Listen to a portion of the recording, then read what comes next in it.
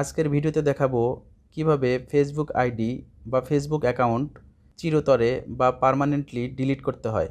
অনেকেই Facebook ID permanently delete করতে পারেন না।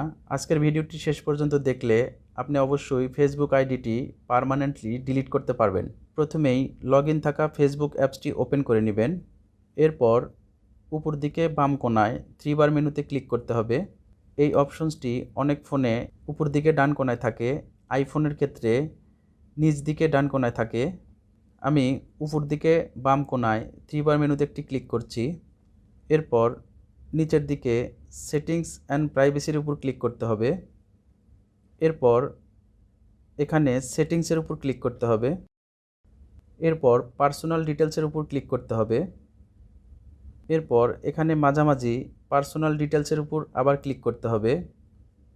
তারপর একদম নিচের দিকে অ্যাকাউন্ট ওনারশিপ অ্যান্ড কন্ট্রোল নামের একটি অপশনস রয়েছে, এর উপর ক্লিক করতে হবে।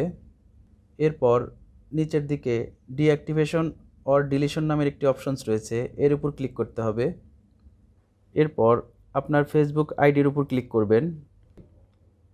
এরপর এখানে ডিলিট অ্যাকাউন্ট এই অপশনসটি সিলেক্ট করে দিবেন। এরপর কন্টিনিউর উপর ক্লিক করবেন। এরপর এখানে একটি রিজন সিলেক্ট করে দিতে হবে কেন আপনি ফেসবুক আইডিটি চিরতরে ডিলিট করতে চাচ্ছেন বা পার্মানেন্টলি ডিলিট করতে চাচ্ছেন। আমি এখানে প্রথম রিজনটি সিলেক্ট করে দিচ্ছি। এরপর কন্টিনিউর উপর ক্লিক করতে হবে। এরপর আবারও কন্টিনিউর উপর ক্লিক করতে হবে। এরপর কন্টিনিউ ক্লিক করতে হবে। এরপর এখানে আপনার ফেসবুক আইডির পাসওয়ার্ডটি দিয়ে দিতে হবে।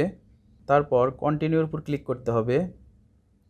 এরপর এরকম একটি পেজ আসবে। এখানে দেখুন একটি মেসেজ লেখা রয়েছে, আপনি ফেসবুক আইডি ডিলিট করার পর ডিলিট করার 30 দিন পর ফেসবুক আইডিটি পার্মানেন্টলি ডিলিট হয়ে যাবে।